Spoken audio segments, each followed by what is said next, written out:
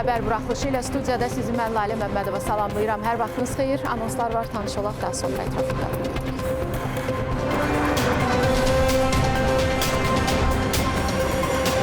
44 günlük müharibənin 16-cı günü, 5 il bundan öncə hansı hadisələrlə yadda qaldı? Misirdə dəhşətli qəza, yol ayrıcında aşan avtomobildə Qətərin 3 diplomatı həyatını itirdi. Sumqayıtda 5 mərtəbəli binada yanğın oldu. Köməksiz vəziyyətdə qalan sakinlər xilas edildi. Zaqatalada toydan qayıdan qonaqlar qəzaya düşdülər. Xəsarət alanlar var.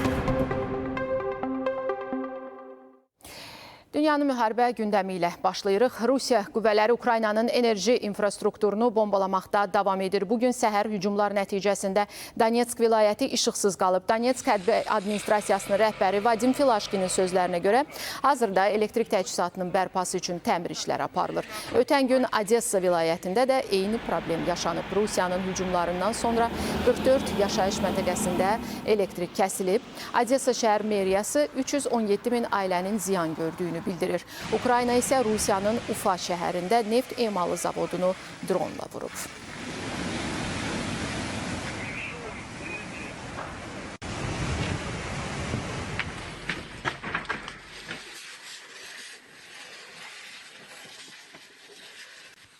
Pakistan-Əfqanistan sərhədində gərginlik davam edir. Pakistan Silahlı Qüvvələri Əfqanistanla sərhəddə terror qruplaşmalarına dəstək verdiyi bildirən 19 nəzarət buraxılış məntəqəsini ələ keçirib. Bu barədə Geo telekanalı təhlükəsizlik mənbələrinə istinadla məlumat yayıb. Əməliyyatda artilleriya, tanklar, təyyarələr və dronlardan istifadə olunub. Pakistan tərəfi vurğulayıb ki, əməliyyatlar yalnız yaraqlıların mövqelərinə qarşı yönəlib və mülki əhali hədəfə alınmayıb. Bundan əvvəl isə Pakistanın Daxili İşlər naziri Möhsin Naqvi Əfqanistanın mülki şəxsləri atəşə tutduğunu və bunun cavabsız qalmayacağını bəyan etmişdi.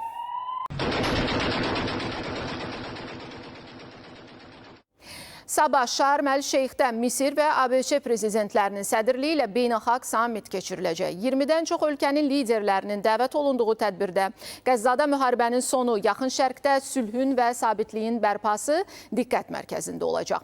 Regional təhlükəsizlikdə yeni mərhələnin başlanğıcı məsələləri müzakirə olunacaq.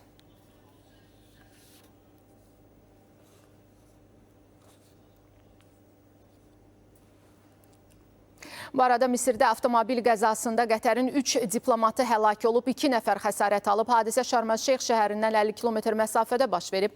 Yaralılar xəstəxanaya yerləşdiriliblər. Diplomatların olduğu avtomobilin yol ayrıcında dönərkən aşdığı bildirilir. Onların İsrail və Həmas arasındakı danışıqlarda vasitəçilik edən Qətər nümayəndə heyətinin üzvü olduğu güman edilir. Lakin bu ehtimal hələ dəqiqləşdirilməyib.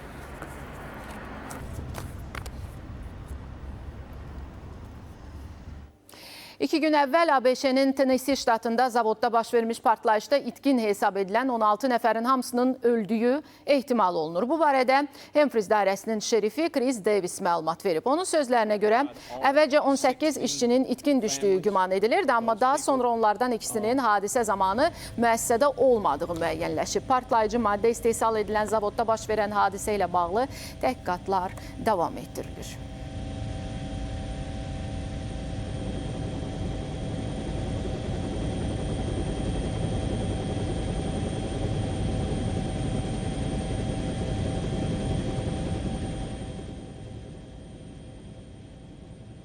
Kaliforniyada helikopter qəzaya uğrayıb 5 nəfər yaralanıb, onlardan ikisi heyət üzvüdür. Digər 3 nəfər isə hadisənin baş verdiyi çimərlik ərazisində olan şəxslərdir.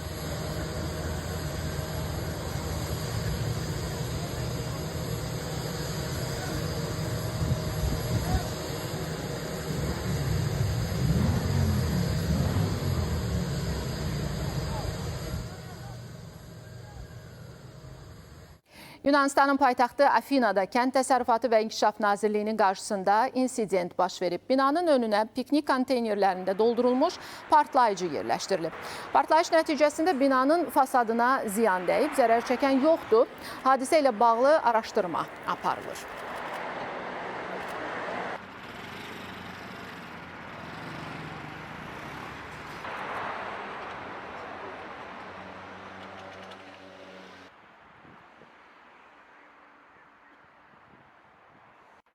Meksikanın mərkəzi və cənub-şərq bölgələrində daşqın nəticəsində ölənlərin sayı 42 nəfərə çatıb, 27 nəfər itkin düşüb. Aramsız yağışların səbəb olduğu fəlakətdən ən çox Veracruz, Hidalgo və Puebla ştatları ziyan çəkib. Hidalgoda çayların məcradan çıxması və torpaq sürüşmələri nəticəsində 1000-ə yaxın ev, 59 xəstəxana, 300-dən çox məktəb yararsız hala düşüb. Veracruzda 5000-ə yaxın ev zərər görüb, 6 ştatda 300 mindən çox abonent işıqsız qalıb. Təbii fəlakətin fəsadlarının aradan qaldırılmasına 9000-ə yaxın hərbçi cəlb olunub.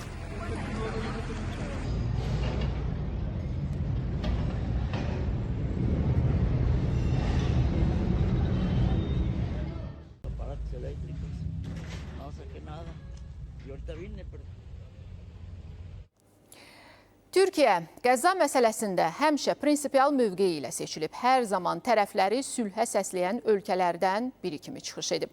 İndi biz Ankaraya bağlanırıq. Xüsusi müxbirimiz Yalçın Tahiroğlu rəsmi Ankaranın Qəzzada atəşkəslə bağlı sülh sammitindən gözləntilərindən danışacaq. Yalçın, salamlayıram sizi, buyurun.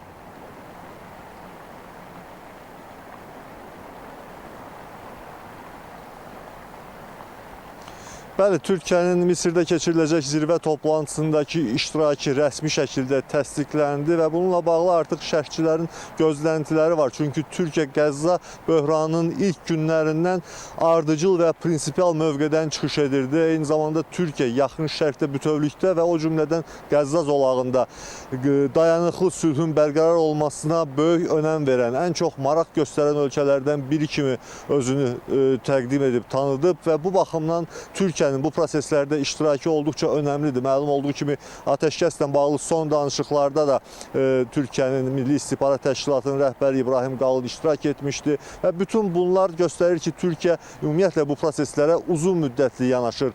Artıq Türkiyədə Qəzza zolağında Qəzza üçün təhlükəsizlik qüvvələrinin yetişdirilməsi, onların peşəkarlıq səviyyəsinin qaldırılması baxımından Türkiyənin qüvvələrinin, təhlükəsizlik qüvvələrinin bu prosesdə iştirakı ilə bağlı müzakirələr aparılır. Bu baxımdan Türkiyənin sabah Misirdə keçiriləcək toplantıda iştirakı ümumilikdə prosesə müsbət təsir göstərəcəyini vəd edir. Eyni zamanda qardaş ölkənin beynəlxalq məsələlərdə, beynəlxalq siyasətdəki rolunu, nüfuzunu bir daha təsdiqləyir. Ankaradan bu saata çatdıra biləcəklərim bundan ibarətdir. Söz yenidən sizdədir. Təşəkkür edirəm sizə, Yalçın. Bəli, sabah Misirin Şarm el-Şeyx şəhərində baş tutacaq sülh sammitindən qardaş ölkənin gözləntiləri haqda paytaxt Ankaradan birbaşa bağlantıda xüsusi müxbirimiz Yalçın Tahiroğlu məlumatları çatdırırdı. Davam edirik. Zaqatalada toydan qayıdan qonaqlar qəzaya düşüblər. Muxax kəndində mikroavtobusla mini avtomobilinin toqquşması nəticəsində bir neçə nəfər xəsarət alıb. Onlar xəstəxanaya yerləşdiriliblər. Mikroavtobusda olan sərnişinlərin rayonun Qımır kənd sakinləri olduğu bildirilir. Faktla bağlı araşdırma aparılır.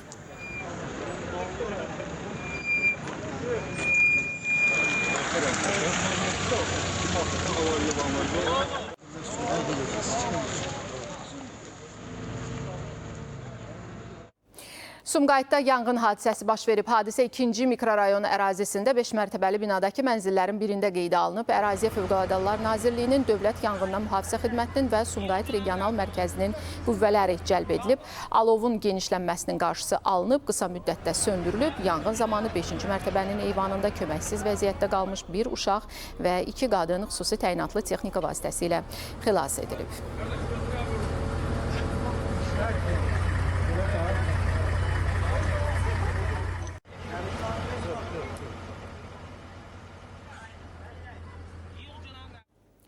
Çoxumuz heç bilmirik ki, kitabların da saxlanma temperaturu var. Xüsusən də ölkəyə idxal olunan kitabların gigiyenik normalara cavab verməsi prioritet məsələlərdəndir. Bəs bu proses necə həyata keçirilir? Əsrlər boyu bəşəriyyətin ən böyük bilik mənbəyi olan kitablar bugün sağlamlığımız üçün təhlükə yarada bilər. Xaricdən gətirilən kitabların materiallı qablaşdırılması və daşınma şəraiti oxucuların sağlamlığına risklər yarada bilər. Buna görə ölkəmizə idxal olunan kitabların sanitar-gigiyenik yoxlanışı həyata keçirilsə də, təhlükəsiz istifadənin bir hissəsi də oxucuların öz əlindədir. Mən bir tələbə olaraq bir çox kitablardan istifadə edirəm, alıram. Düzünü desəm, heç vaxt qablaşdırma və gigiyeniyası haqqında yəni diqqət yetirməmişəm.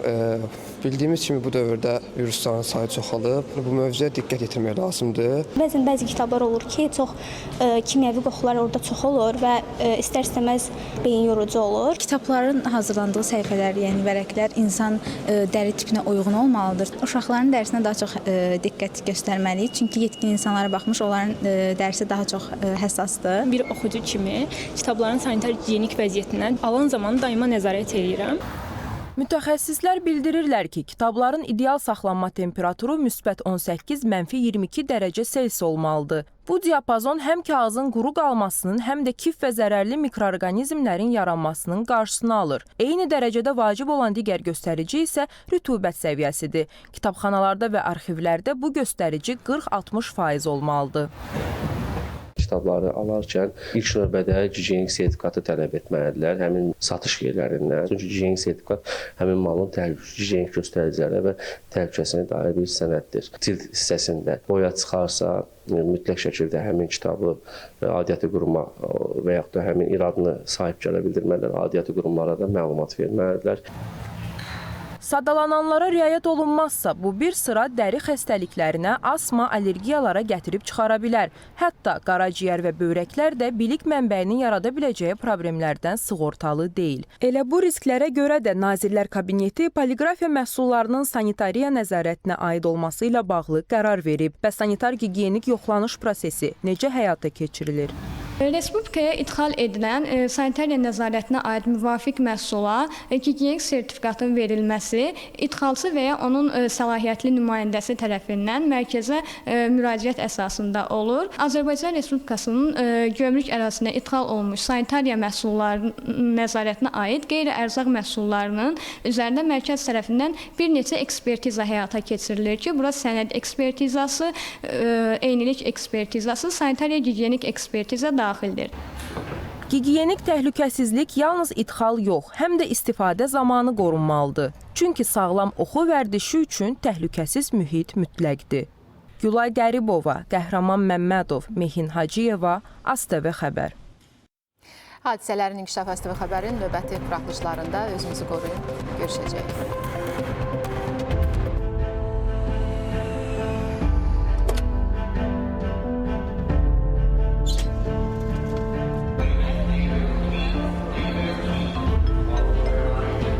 Təyyarədə gecikmə var. Biraz yubanacağım. Siz ASTV xəbərə baxırsınız. İndi ASTV-nin mobil tətbiqi ilə ən son xəbərləri istənilən yerdə, istənilən an izləyə bilərsiniz.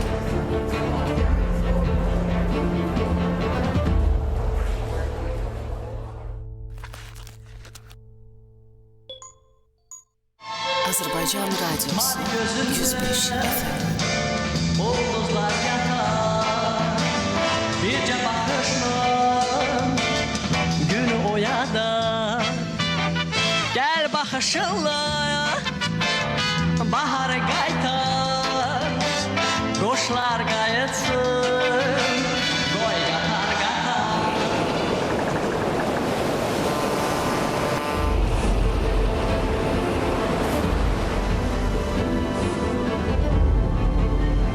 Hazırdır.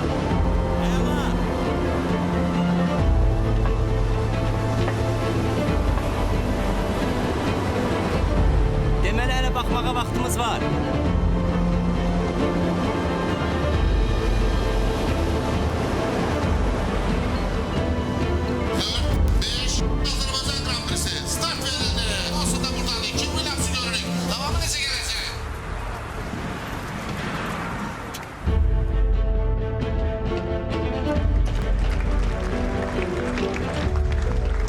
Təəssüf edirəm xanım, gecikmisiniz. Konsert artıq başlayıb.